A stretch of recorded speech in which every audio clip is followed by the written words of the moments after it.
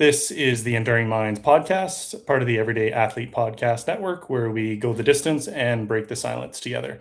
I am one of your hosts, Evan Birch, and I am joined by my beautiful friend, co-host, Jason Bahamundi. Mr. Jason, how are you doing today, sir?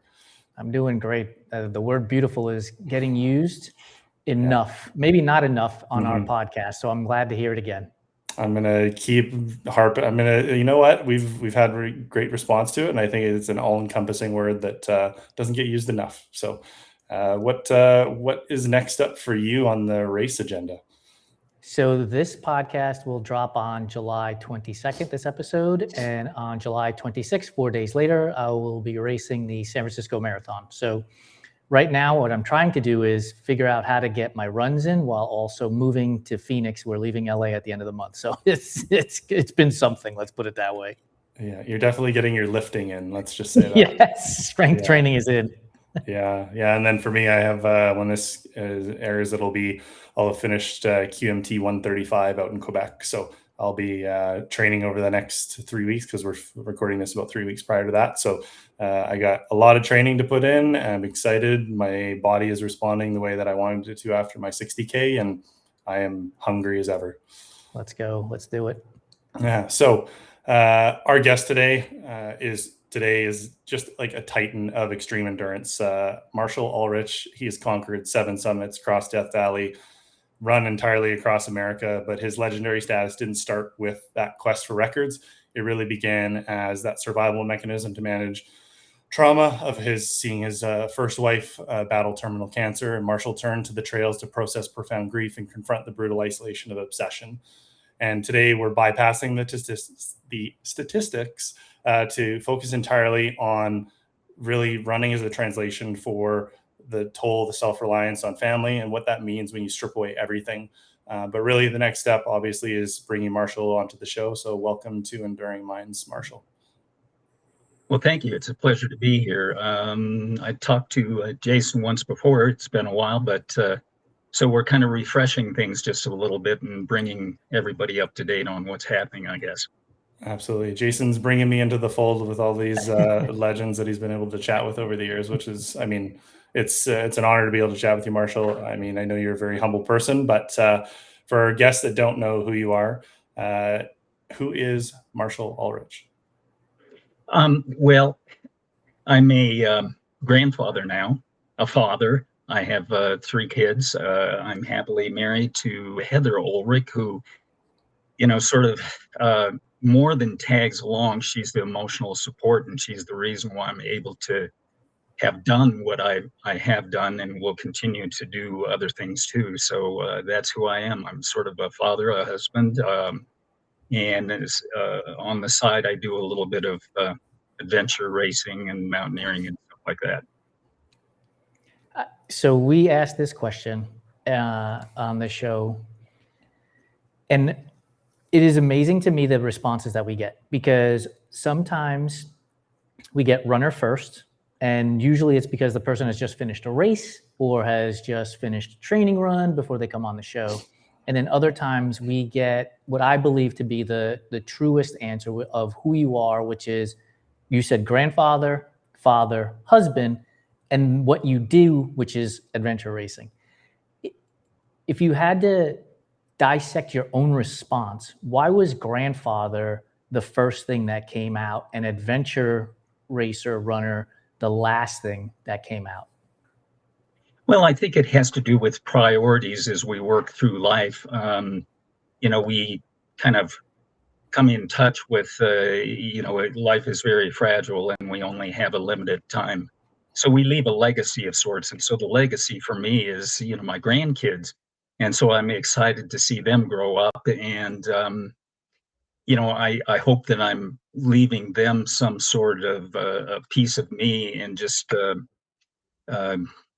fortitude that I had and, things like that. But, more than anything, I just want them to know that and remember me as being a good person. So, that's the main thing. And then, working through it, of course, Heather being, married and everything to her and family, all that is just so ultra important. and they've been with me through a lot of good times and bad times, and they've supported me and kept me, on going the right direction and everything too. So they hold me accountable, so I can hold myself accountable, and just be once again a good person. So it kind of filters down, and then it gets into of course, some of the things that I've done in the past, and so I look at that as not so important, but it kind of put me in a position to be who I am right now, which I'd like to think I'm getting a little more wisdom, and more so than that, I think what I've discovered is my fallacies.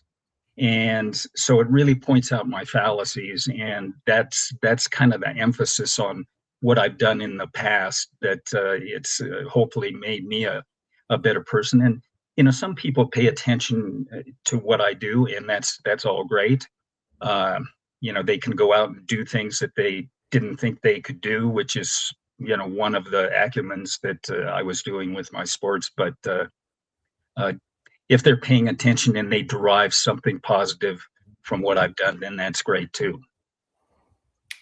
Yeah, that word presence is such a powerful word. And having two kids of my own, 8 and 11, and seeing my dad as their grandfather. And I mean, my dad's 83. He still works 4 days a week, full time, and he still puts them up on his shoulders. And just the amount of love and connection that I see between them and how much they adore him. And I can just see it in your eyes and in your voice, like that you have that same connection to your grandkids. I can just see it. I can feel it in the way that you're speaking about them. And I think presence is one of those things that we can learn it. It's a skill. It's something you have to actively choose all the time. It's a choice. And I would imagine everything you've done through your running career, all of that time and learning and how to understand what that presence actually is, because you can't do the things that you've done in the sports space without having that presence. So how have you taken what you've learned through sport and through ultra into being a grandfather? Well, I think what it does, the way it really manifests itself, is that I have more, just like you were saying, of a presence. Where before I probably wouldn't pay so much attention to my marriage and have such gratitude for it, or my family. So I'm really starting to connect with my family. And I have a short story that sort of, I'll segue into that. And I may have told Jason this, I don't know, but when I went off to climb Mount Everest, my oldest daughter, who is now approaching 50, she was in her early 20s. And I can remember that she called me up, and this was about less than a few days before I went to Everest. And at that time, it wasn't quite so popular, and I climbed from the north side. So, it was a little bit dicey and stuff like that. And I can remember talking to her, and she called me a, selfish son of a bitch. And I'm glad that she did that, but it brought me to tears. And um, I might add that I went anyhow. I'd had everything prearranged, but that's all an excuse and everything. But she was 100% accurate. That was probably one of the most selfish things that I could do, because they could have lost me. Fortunately, I had had some experiences with mountaineering and adventure racing and stuff like that. So I was pretty confident that I could make, wise decision on the mountain, which I did.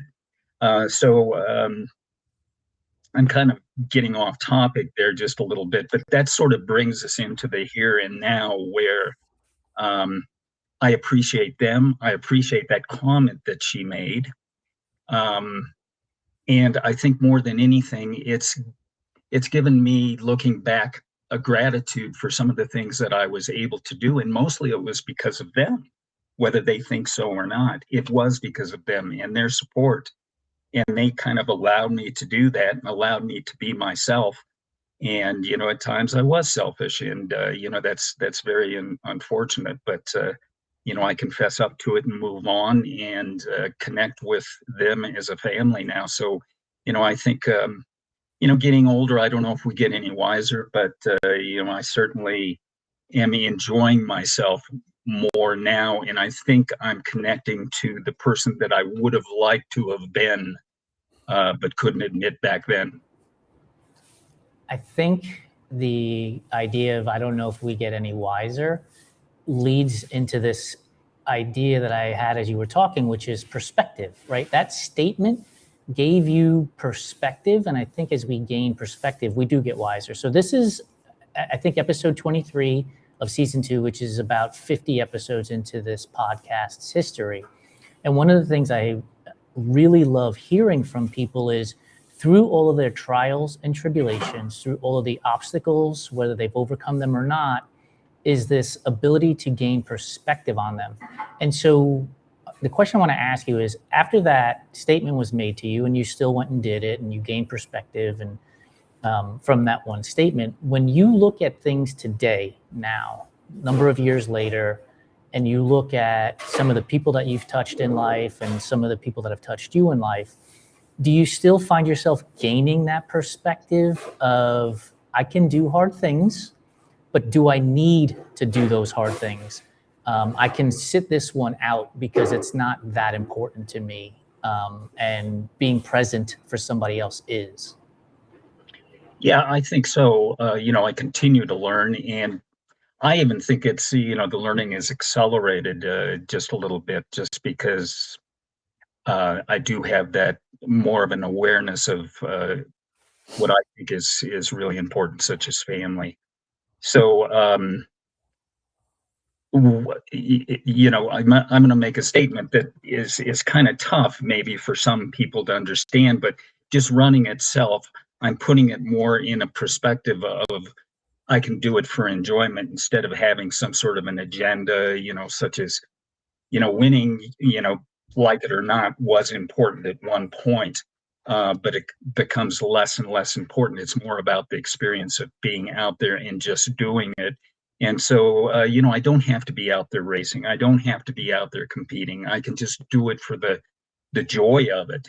And so it's kind of let me off the hook. And, I can go out the door and I can think to myself, I'm going to just walk 3 to 5 miles instead of having to, you know, gut it out and run and, beat myself up and stuff like that. So, I think it has allowed me to get a little bit more grounded than I was, for sure. And, I'm, the, that's one of the titles of my book, not to, promote. It's, um, about, being grounded, both feet on the ground. So, I think I started getting that perspective with that book, and people wanted to hear about things. So, I talk about things that I've done, but the main focus of that is how to get grounded, I guess. Yeah, I don't know if you've heard this idea of the difference between mindfulness and mindlessness. Yeah. And I think there's a lot of people that are running mindlessly right now. They're chasing all these things, they're chasing these accolades, they're chasing this stuff. But the mindfulness aspect of actually making the choice and consciously choosing to know, again, the presence of where your feet are, being where you are, not worrying about what other people are going to do or say, like actually running from this place of like self-love, joy, compassion, vulnerability, whatever it is, like that's where the true growth happens. That podium becomes a memory after the next day, and then what do you do with it?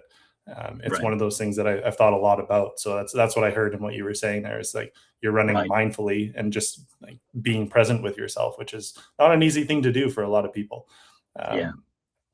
Um, and I mean, I just want to touch one thing on when you were talking about your family and giving back to your family at the age that you are and like seeing your grandkids. Like I know my dad is trying to give my kids the things that he maybe thought that he didn't give me.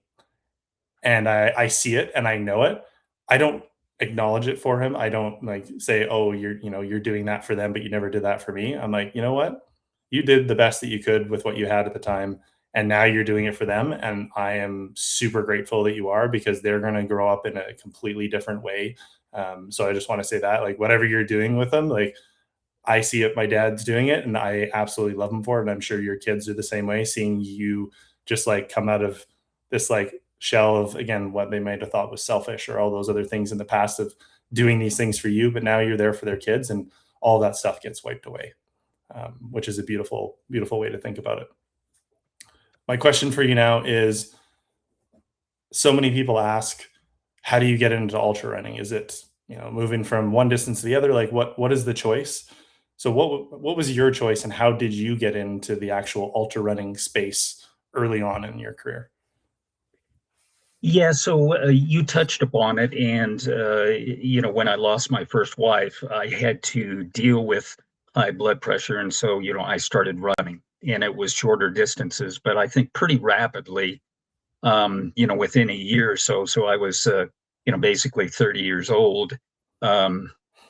Within a few months, I was already marathoning, and then I'm looking around for something else to do. Um, so within 3 or 4 years, there was the Rocky Mountain, 50 up in Cheyenne, and I decided I'm going to go up and do that. And it's just kind of a one-off thing. I probably won't do a distance like that ever again. So I kind of latched on to that, and it just became. I liked the challenge of it, and I was, reasonably good at it. So I thought to myself, well, I'm just going to keep going and see where this leads me. Which, in that respect, I'm glad I did, that I bumped into it, even though it was sort of a adverse relationship that I had with it, trying to cope with, just the death of my wife. But then, it sort of opened the door for adventure racing, and the adventure racing kind of opened my eyes. With the ultra running, I was kind of an island unto myself, and I could be out there trying to process all this grief and stuff, which was really difficult to do, and I needed help with that, but didn't realize it. But then, I started doing the adventure racing thing, which was really a team sport. Not that ultra running isn't, because you usually have a crew and stuff and people in the background. But I started doing that, and the friendships I developed, such as we talked a little bit about Mark Macy, who just passed away this past Monday. But it became not so much about, well, it became a lot about being out in the wilderness, and I think that makes us whole. So it's twofold. But then it taught me friendships. So we developed the team Stray Dogs way back in the first Eco Challenge in 1995. And to this day, there are four of us, Lisa Smith Batchen, who you just had on your show, plus Bob Haw and Mark Macy and myself. So the four of us we're essentially the oldest adventure racing team, and we still do things together. Although, not with intensity and stuff, but we just hung in there, and it developed the friendships that I had no idea. And I feel so privileged to have met these people, because they were such great mentors for me. So then, I got into mountaineering, and it was the same type of thing, where it's kind of a team sport. You're not out there climbing this mountain by yourself. And I was climbing with a bunch of Russians who, there's just a few of them that spoke the language, but they became like brothers. The difference with the Russians is you had to prove yourself, and they really didn't, think about too much else except for climbing, but they did give a shit. And so, it sort of opened my eyes to, an ancillary world that is out there that I never even knew existed, and that we all, love, we all hurt the same. It's we're all cut out of the same type of glue, or we're all the same, basically, only a little bit different. So I'm kind of going off on a different thing, and I don't know if I'm answering your questions, but it just sort of gave me the ability to evolve, and that's what it's all about. I didn't realize this at the time, but mentioning Lisa and yourself at the Eco Challenge, and we've had Corey Waltering on our show too. We might have the most Eco Challenge participants in podcast history on our show. That's right. I'd forgotten about Corey. Yeah. How did you hook up with him? Holy cow. We have had Corey on, I think, 3 different shows, and we do it the way we do everything else. We just reach out and say, hey, I'd love to talk to you. You're interested? Nice. One of the things I want to touch on, because we've talked about legacy. You said you want to leave a legacy for your grandkids. We've talked about perspective.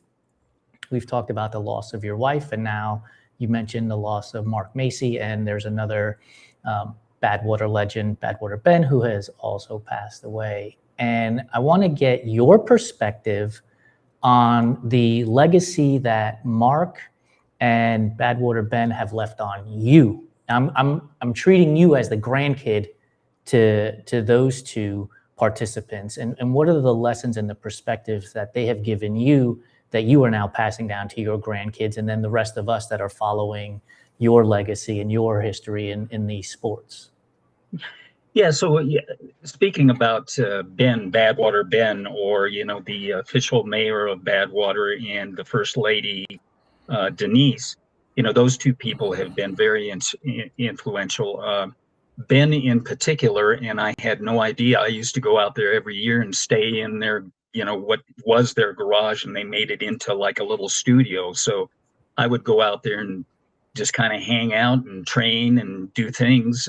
But I had the privilege of, just getting to know Ben, and he, of course, he was very, very involved with the sport and embraced it, but he embraced the environment. He loved Death Valley. He used to go out there, and some of his patients had the privilege of him attending to him. Even some of the ladies of the night and things like that. So he was multifaceted, and he would be so non-judgmental. He just accepted everybody for who they were. So, that's one of the lessons he taught me, and to not draw attention to yourself. Of course, he got a lot of attention, and it was because he was a good person, which is entirely apropos, because look at all the people that he influenced, and people looked up to him. And that's how you earn the respect and the admiration of all the people. So he taught me a lot of things, and I would just hope that I could rise to that occasion or level of acceptance, or whatever you want to call it. And Mark Macy, I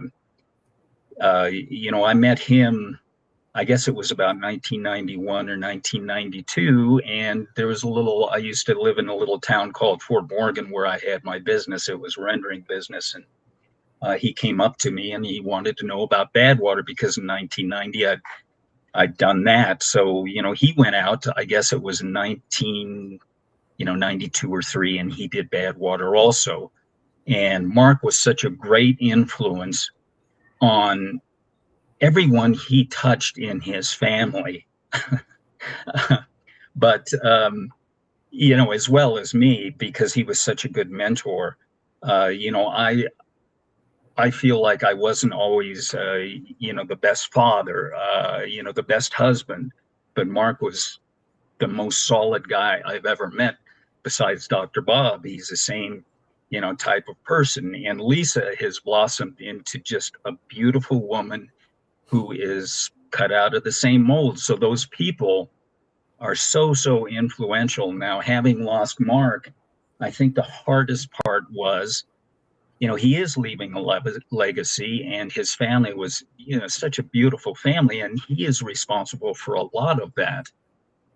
So, I had the great privilege of racing, 8 of the Eco Challenges. So if you figure that out, I've raced thousands of miles with that guy, and we used to joke that, I knew him better than Pam, his wife, did. And on some level, he could be honest with me, and we'd, be out there swearing and, just talking smack and this and that. But, more than anything, we'd be out there enjoying ourselves, and we really didn't give a shit about, anything except, and this goes for all the stray dogs, just being with each other. And in fact, we'd be out there for 3 or 4 days or sometimes a week or whatever. And we got so accustomed to just being in each other's company that we didn't want to go back home. There was such a purity to it, that friendship.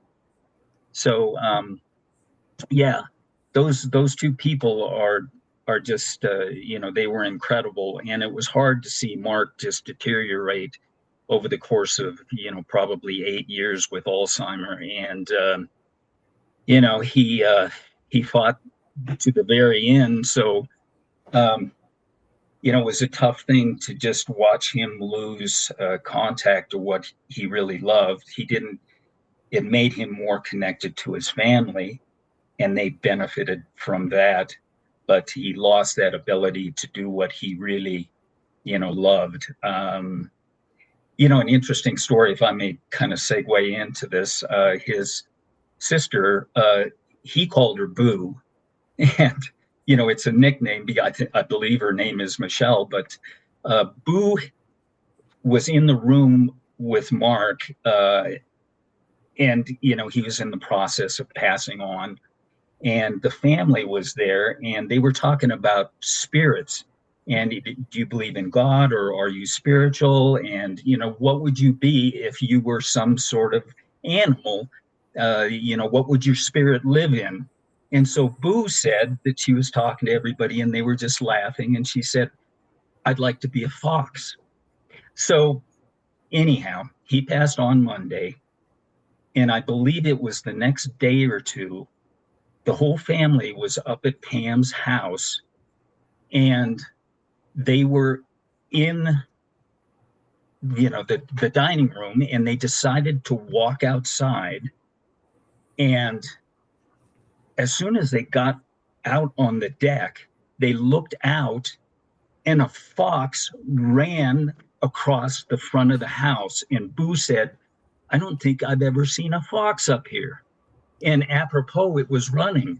So, you can take from that what you will, and I like to interpret that as, that's just Mark saying that he's okay, because she said, if you can give me a sign that you're okay, do that, would you please? And she didn't know how to manifest itself. So, it's just kind of an interesting story. So, it kind of, I don't know, gives you a belief in the spiritual, or some sort of religion or whatever. But it's quite an extraordinary story. So Mark's still with us.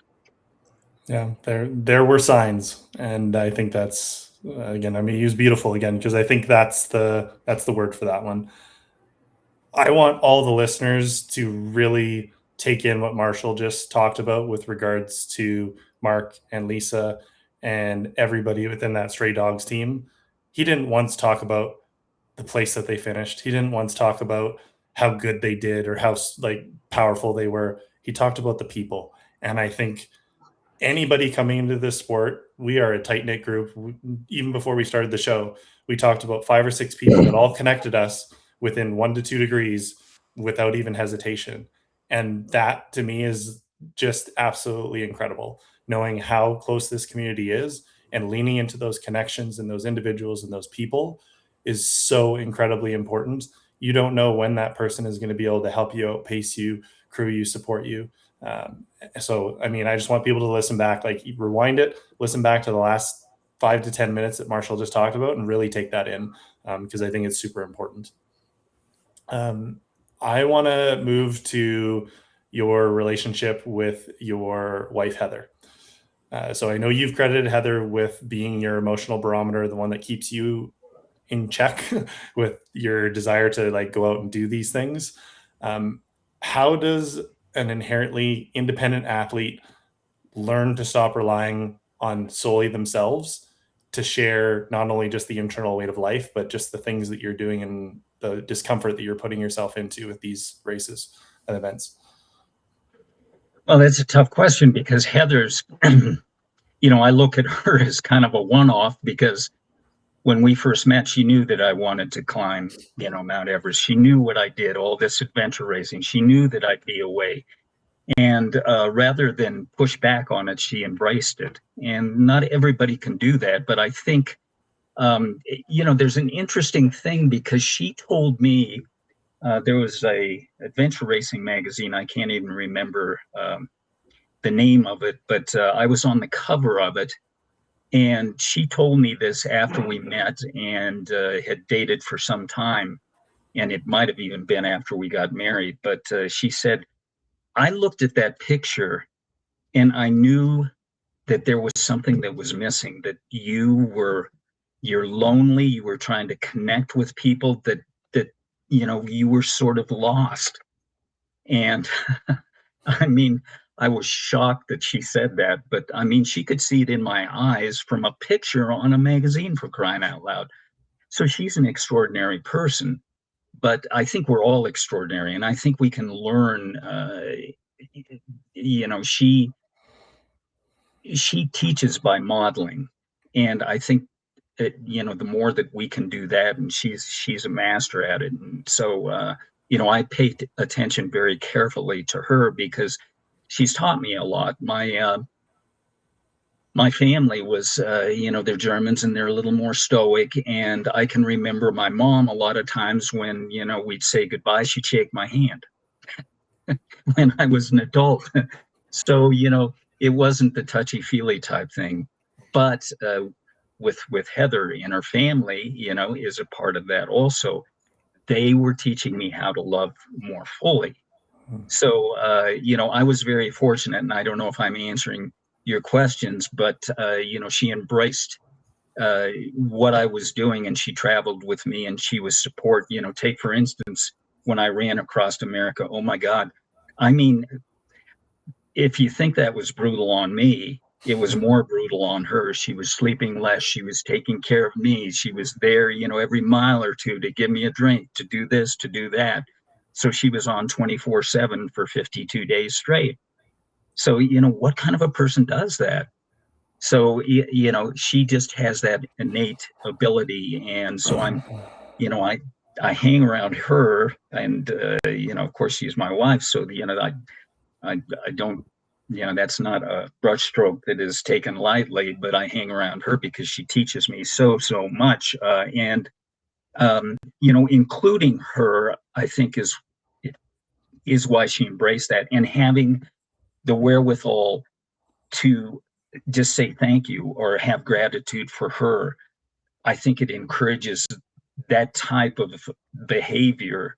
But I think, we really, really have to pay attention, not so much to the sport, but how it's affecting other people and how much they're supporting us. So, maybe that's helpful for somebody else, that, you can't take them for granted. I mean, the crew is very like out of Badwater or something, you just dry up and cry out there if you didn't have them. So you better damn well treat them well. Yeah, Jason and I, like, we place our wives, Jason's wife Lori and my wife Cassie, on that same exact pedestal. Cassie has been at every major long distance ultra except for I think one for me, crewing, being in the trenches. I mean, she basically rubbed my feet and cleaned my feet and put my feet up, took care of me, fed me.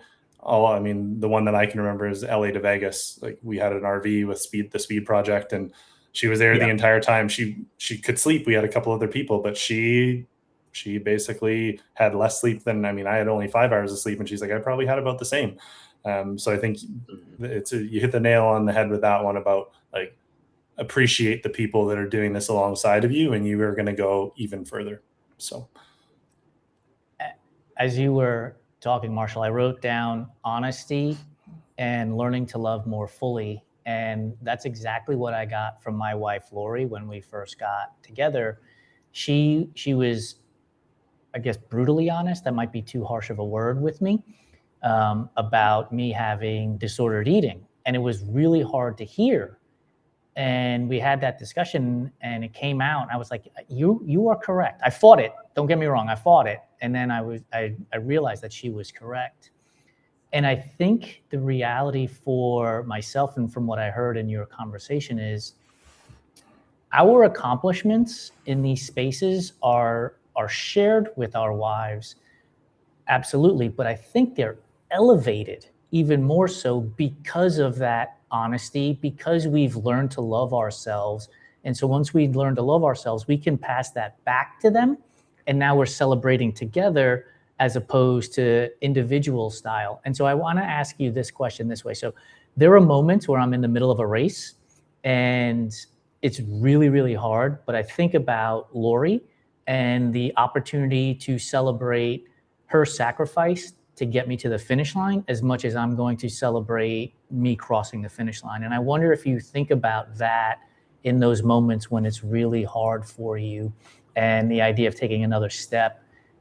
It seems easier to just not take the step, but you think about the sacrifices that Heather has put forward so that you can get to the start line, of course, and then get to the finish line. Like, what role does that also play in your participation in these events?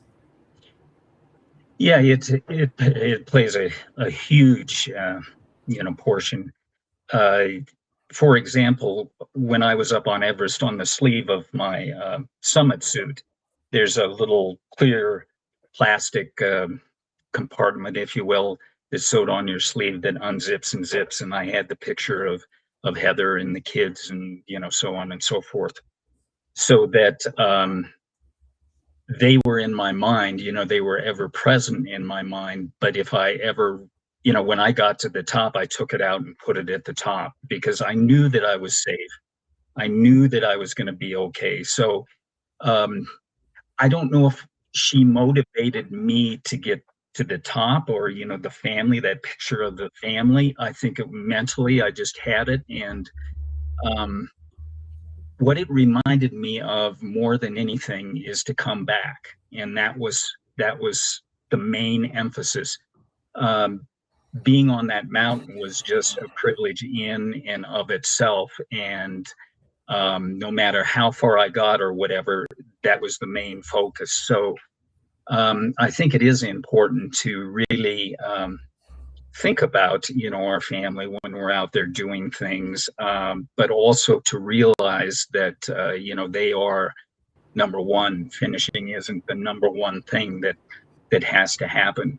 And there is a good side of that, because I might mention that there's I have probably dropped out of, who knows, 24 races or more now. I took great pride the first 50 or so, never having bailed out. And it was like a huge weight lifted off of me when I finally didn't finish one. And it's like, it's okay to not finish one of these. Mhm. But the silver lining to it is that I learned more from my failures at those than I did finishing. It was much more of an experience that I needed to have and to learn from. So it was really a learning experience to have that happen. You gave me the perfect segue, Marshall. I appreciate that. You literally just you literally just shared my entire last year's journey. I rolled my ankle at Tahoe 200 last June, 10 kilometers into the race. I knew it was bad. I tried to walk it off. I got to the aid station. It was a baseball. I walked on it for a little bit. I said, give me the tape. I taped up my own ankle. I had a sports med background, so I did that. I was like, you know what? I'm going to go. And I know I can get to the next aid station by dark, even if I have to walk. Let's see what I have left. Uphills, no problem. Downhills, absolutely like the worst excruciating pain I've ever felt. Then the tape started cutting into my foot, and it just got so bad. I messaged my coach Ray, and he's like, "You got to pull out at the next aid station. Like, you're done." I messaged my wife, said like, "You got to come meet me," and just this full circle moment of what I had to endure afterwards from the recovery. Found out I tore a ligament in my ankle. First time I've ever had a major injury in 7 years of doing this. 6 month recovery, got tendonitis, more recovery, decided to double down on strength training that I've neglected for years. I've now been like 8 months of strength training 3 days a week. Coming back to it, I had my first 60K race back this last weekend, and I got to the halfway mark. And the reason why I share this story is we talk about the people and the messages, and you talk about having that picture of your wife and your kids on your wrist. And I sent my wife Cassie a message because she couldn't be at this race, And I'm just going to read it to you because this is the support that we get from the people. And I want to share it because it's like so powerful. So I said to her, I'm at the aid station leaving, send me some support the next 4 hours. This is going to be a battle. I'm ready, but it's going to be a battle. She messaged me pretty much immediately. Hello, my warrior. 1 year ago, you were at your absolute lowest. I came to get you off the Tahoe course in one of the hardest moments I've seen you face. But what followed, oh man, but what followed was a true professional athlete journey. You've battled hard back to this race. It will feel different. It will feel hard, but it's incredible. Focus on what this is meant to be for your soul, a return to challenge. And like that right there to me is like incredible. Like to know that somebody like that saw you at your absolute lowest and they're just like building you up the entire time. Like just even just thinking about it now just like destroys me, as you can see. Whew. But just like reading those words. Well, I think one of the takeaways from that is you showed your vulnerability, and that is a very attractive trait in and of itself. So it kind of fits in with who we are if we have to quit or something, that we can move on. We don't. So we are vulnerable. We're all vulnerable, whether we want to admit it or not. I don't mean to be preaching or anything. This is just my perspective, but I think that's an extremely valuable trait also. Yeah, I appreciate that, Marshall. I know you guys have seen the movie Jerry Maguire. Roy Firestone is interviewing Rod Tidwell, who's played by Cuba Gooding Jr. And Rod Tidwell says to Roy Firestone, "You're not going to make me cry, Roy. You're not going to make me cry." And I had this moment when Marshall was telling the story about the fox and Boo and Mark Macy. And I was like, Marshall, you're not going to make me cry. And now, Evan, you're not going to make me cry. So This is our Jerry Maguire moment. But I wanted to add this as a story to the DNF process as well. So I DNF'd at Javelina this past October, and I was at mile 52, and I sent a text message to Lori, and I said, I'm feeling pain in my kidneys, and I haven't urinated in I don't know how long. This is just not something I'm gonna be able to deal with, but I'm gonna walk until I finish this loop and get a 100K in. And she replied back almost immediately like, you, Evan, with not as much love, but with more brutal honesty, which was, are you an idiot? Why would you walk to get to mile 62? What's the point? Like, you've done 100Ks in the past.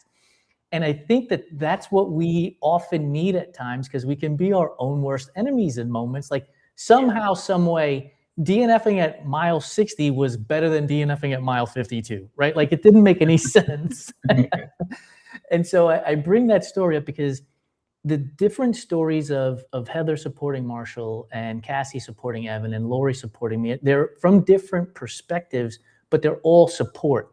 And one of the things I don't think we do enough of in life is ask for help. And so I think that our stories have shown that you can ask for help when you need it. And even in the what would be the worst case scenarios, with the air quote behind worst, you've got people there to help you get through it all.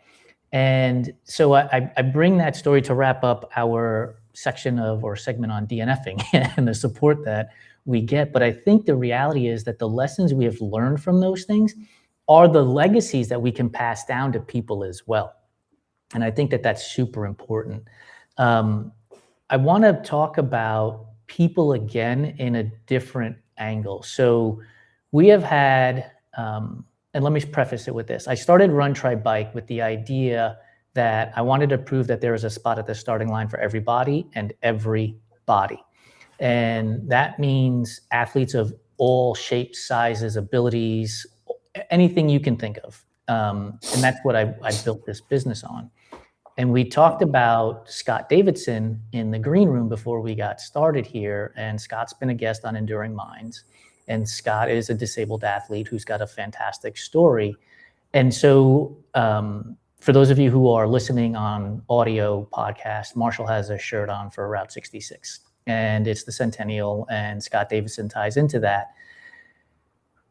Why is it important for you, Marshall, that athletes like Scott who are disabled and anybody else who wants to take a risk on themselves and show up to a start line, why is that important to you to bring everybody into the fold so that they can participate in these events? Well, of course, our tagline is, Route 66, and part of that is it's a race for everyone. So it fits into that, where I wanted that race to be, it's got a liberal cutoff time. I wanted it to be for everyone. We don't have like you have to do a 100-miler before you can come out and do our 140 miles. I can remember I went out and did some things I had no business doing.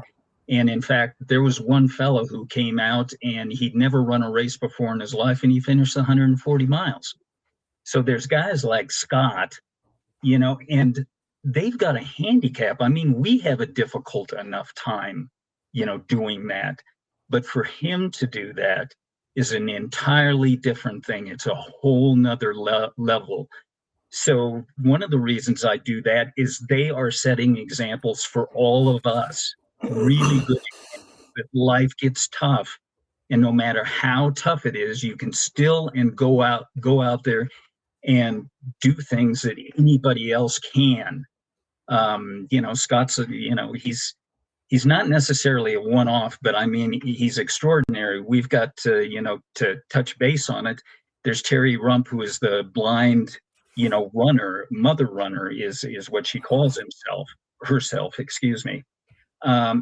So, she's got a handicap. We welcome that because they're setting good examples for everybody, and they're out there pushing the limits that we don't even have. So I think it's very, very important, just to kind of touch on a couple of other things. And of course, it's the centennial, so I'm going to do just a real fast plug or whatever. We are essentially sold out. There's only one 4-person spot left for the 100-mile. Other than that, we're basically sold out. So, having said that, I think it's very important, and a lot of extraordinary people, and that race is for everyone, and life is a race for everyone, and we just need to do it to our best ability. And I want to add on to the idea for everyone and touch on the blind runner. So we have a member in the Everyday Athlete Clubhouse. Her name is Allison O'Reilly, and I met her last year at the Vermont 100. She is a visually impaired athlete, and I met her at all places at a porta potty in the middle of this race, and we got to talking, and she became a member of the clubhouse. She asked me if I could pace her at Vermont 100 this year, which I cannot do because it's the week before the San Francisco Marathon, but I told her put my name on the list for next year.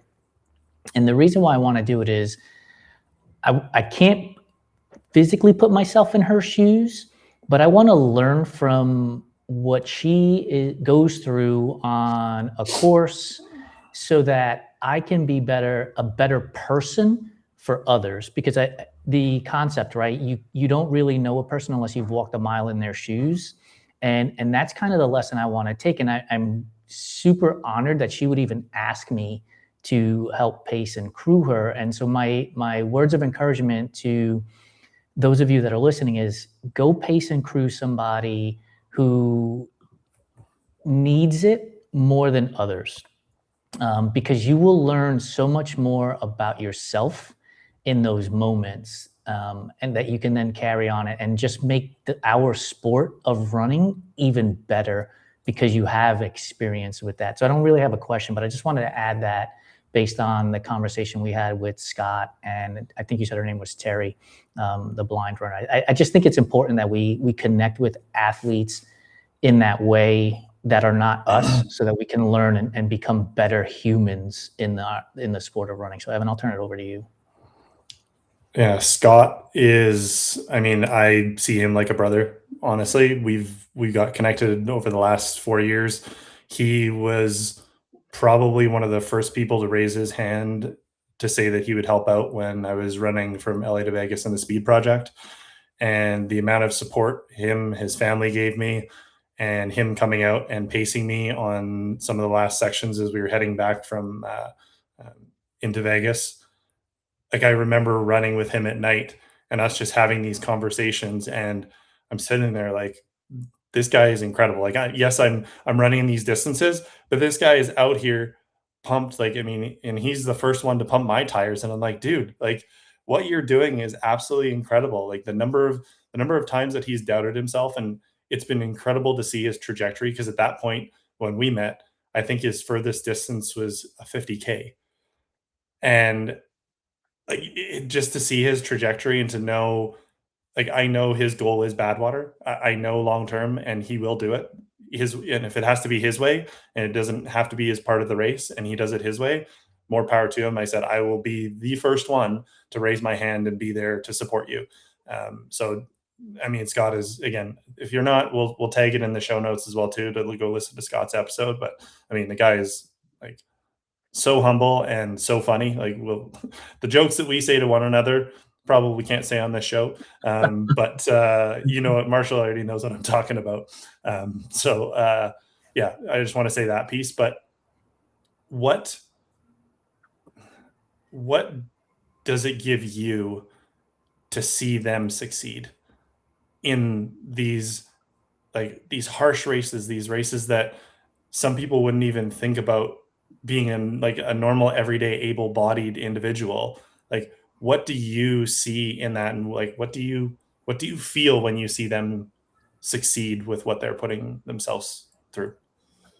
Well, I think it's a little bit, has to do with what Jason was saying. He walk a mile in their shoes or something. So if you're out there or you're just watching them, driving by and seeing them run along the course and stuff like that, I think watching them see uh, accomplish things, such as running Badwater, or whatever it is, 100 miler. I think what that does is it makes us more whole, just kind of referring to what Jason was saying, but you have to pay attention to it too. So, um, I think that's it. Just it could have more to do with us. And I think that's a good thing if you take it in a good way. Yeah, I don't know if you saw me put my hand up when you said you had one spot left for the 100 mile. I kind of went like this, but Oh, maybe Jason and I'll talk about that after. We'll see what his schedule is doing. Maybe I thought you were saying, it's time. Would you please shut up? no, that was me slowly raising my hand, going like, pick Yeah, me, okay. pick me. I Yeah, got it. yeah. I'll let Jason. Yeah, sometimes I'm not the brightest bulb either. I appreciate that. That was what you thought, though. That's great. Oh man, like I think right there, that moment of laughter and enjoying each other's company is really what all of our sports are about. It's about the camaraderie. It's about meeting quote unquote strangers at the start line who then become friends that you continue to connect with after the finish. And you may not be texting each other and emailing each other on a constant basis, but you see them post one time and you're like, oh yeah, I remember that athlete when we were racing, at this event and things like that. One thing I want to ask you, Marshall, because you have done a lot, from eco challenges to Mount Everest to 100 milers and everything in between. And this is going to be kind of like asking a parent to name their favorite kid. I get it.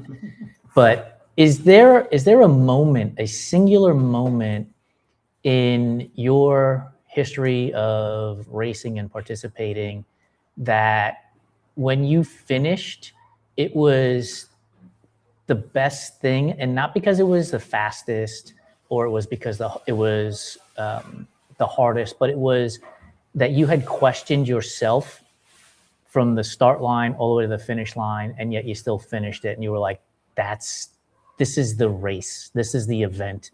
Is there a moment that you have that you can share with us? Well, There's actually at least a couple of them. The first one, I would say, with Everest, I had dreamed about doing that literally since I was 5 years old. And I was watching a black and white TV. This was in 1956. So, anyhow, when I got to the top, I was just overwhelmed with gratitude. And I was really glad that I felt that.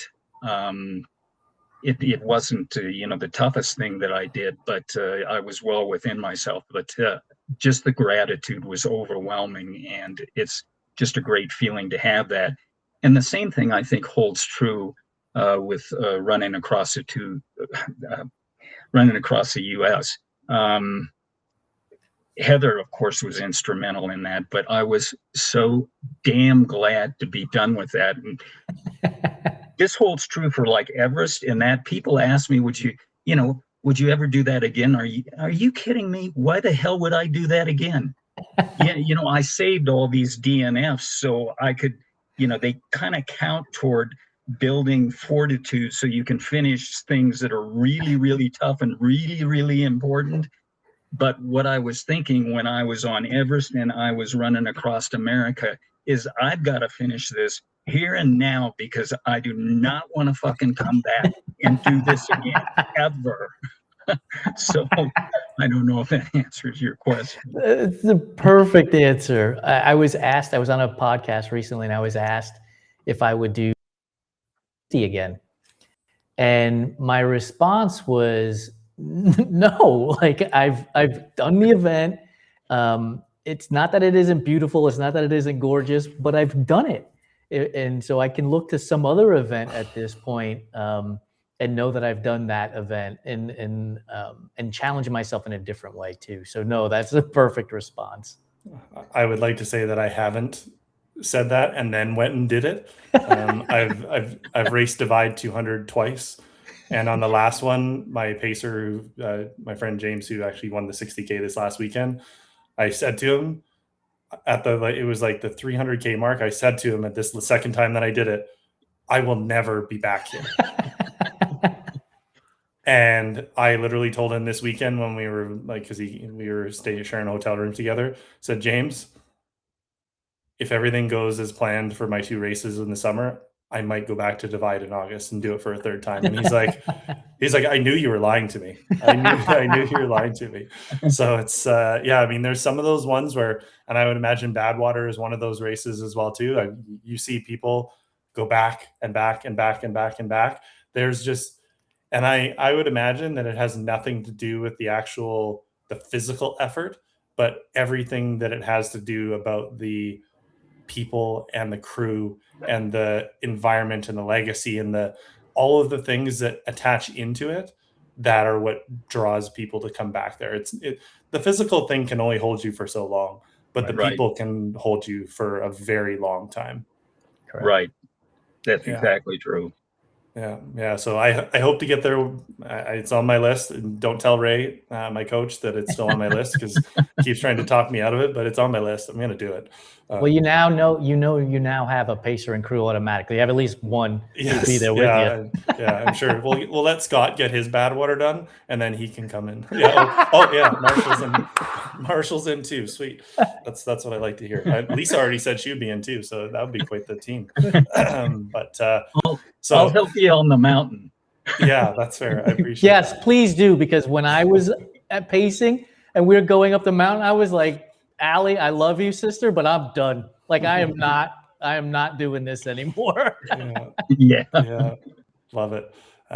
So I mean, we can, all these conversations, whenever we have them, we always say at the end, like, man, we could just keep talking for hours, and I know we could. And I mean, there's lots of guests that we definitely want to have back on down the line as we keep doing this thing. And Jason and I have toyed with the idea of adding in, 2 more episodes a month, but we still haven't quite got there. And that's when we'll probably start to be able to bring people back and have, deeper conversations about maybe one specific thing. So, Marshall, I mean, thank you so much for your time. I know there's so many people that have got into ultra running, changed their lives because of the things that you have shown us. So thank you for that. I'm obviously one of those. You and Ray got connected, and now I'm connected with Ray, and it's this cyclical change of, the passing of the guard, the passing of the torch, whatever you want to call it. So I just want to thank you for that, because I mean, I wouldn't be where I am and chasing the things that I am if it wasn't for the stuff that you obviously have done in your career. So I appreciate that. Well, I appreciate that comment. Yeah, thank you. So the way that we like to end the show, Jason and I each have our own question now, which is kind of fun. So whenever he runs the show, he has his question, I have mine. Where is your mind after this conversation today with Jason and I? You guys, I think you get it, and it's very evident by the questions you ask that you go much deeper than just the actual events and things like that. So, I just appreciate that you guys are paying attention to what's really important. I mean, I appreciate that compliment, because that's ultimately why Jason and I brought this show to life, was to tell the stories behind the stories. And I'm glad that's resonating with somebody who's, I mean, as seasoned and decorated as you are. I mean, you have old guy in the bottom of your corner of your screen there. So again, from Jason and I, thank you so much, Marshall. Where can people reach out to you the best if they have questions about Route 66 or any of those things, or any of the stuff that you're into, or they just have questions? Where can they find you? Yeah, they can just, I've got a website. It really hasn't been updated. It's just marshallulrich.com. And then route66.com for, questions about Route 66. So those are the best ways. Okay, fantastic. Well, Marshall, again, on behalf of Jason and I, thank you so much for your time. I know this is going to resonate with listeners in a deep way, and we can't wait to share it with them. So Well, thank you for joining us. Yeah, thank you guys. Whew. Another one. That was man. Ooh. I'm going to ask you first, Jason. What are you taking away from this episode? One, the compliment that Marshall gave us about how we get it, and we ask the second question. Most people are asking the first. Very few of us are asking the second. We are the very few. And then the other thing is, he talked about legacy for his grandkids. I don't know if he understands this or if he picked up on it, but in a roundabout sort of way, we are his grandkids, right? Like, he has set the pace, to use a running pun, for us. And so that legacy, is drifting down to athletes like yourself and myself to carry that torch so that we can pass it to the next generation coming up. Yeah, and well said. Well said.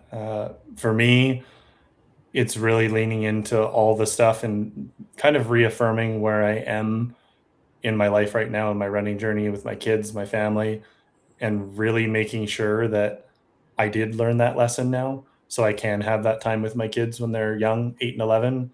I lost quite a bit of time when I was going through all my mental health stuff with them, and you can look back on and maybe have some regrets about that, but I don't, because it's put me in a position now to be able to be that present father and go for that 5K with them on the Saturday, instead of saying I have to go training alone, and waking up early. And I mean, Stephen, that we had on, that just released his episode in June here, and that's the perfect example for me of, like, I want my kids to remember that I was present for them. And if that's something I can take away from this and see, what my dad is doing for my kids as their grandfather, but to know that maybe Marshall wanted to do that earlier, and to know that I have that opportunity now, is huge. So that's what I'm going to take away.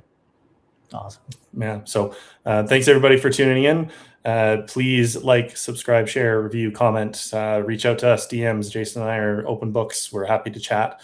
And until next time, keep going the distance and breaking the silence together. Thanks, everybody.